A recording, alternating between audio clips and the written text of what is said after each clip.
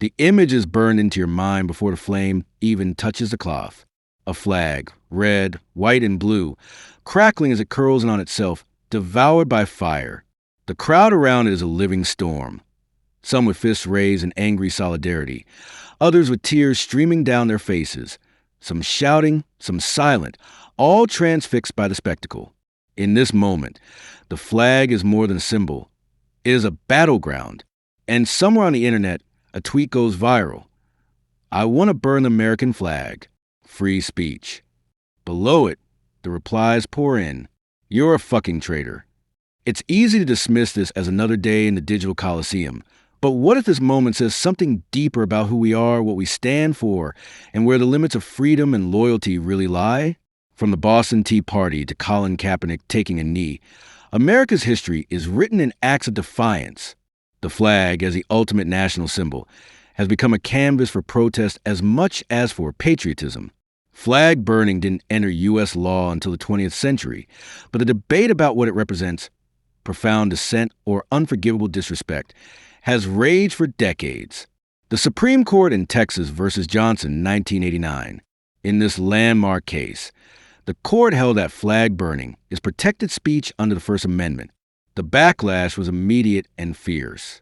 Yet, the decision stands. In America, even the most unpopular, even the most offensive speech is protected.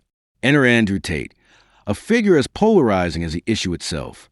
With a single tweet, he reignites the debate not just about the flag, but about the boundaries of free speech in an age of viral outrage, viral statements, and the new public square.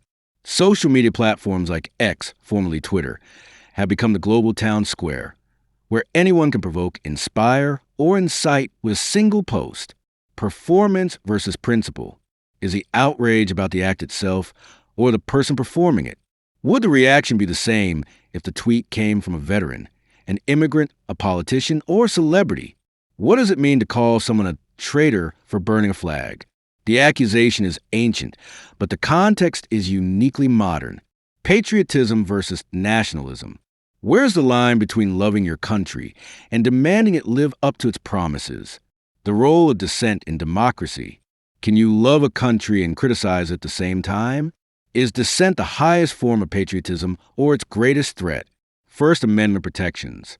Not all speech is protected. Incitement to violence, true threats, and certain forms of hate speech are exceptions.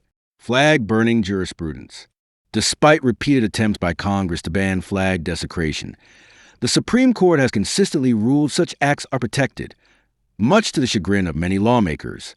Identity, group dynamics, and the flag. The flag as a stand-in for national identity, and why its desecration feels so personal to so many. Social media, echo chambers, and the amplification of anger. Algorithms reward outrage, and the cycle of reaction and counter-reaction becomes self-perpetuating. Comparative law. In many countries, flag desecration is a crime. In others, it is tolerated, if not celebrated, as a form of protest. Lesson from abroad. What can the U.S. learn from other democracies about managing the tension between free speech and respect for national symbols? Voices of protesters. Why do people burn flags? For some, it's an expression of rage. For others, a desperate plea for attention, change, or justice. Voices of veterans and patriots. For many, the flag represents sacrifice, loss, and love of country. Desecration feels like a personal attack.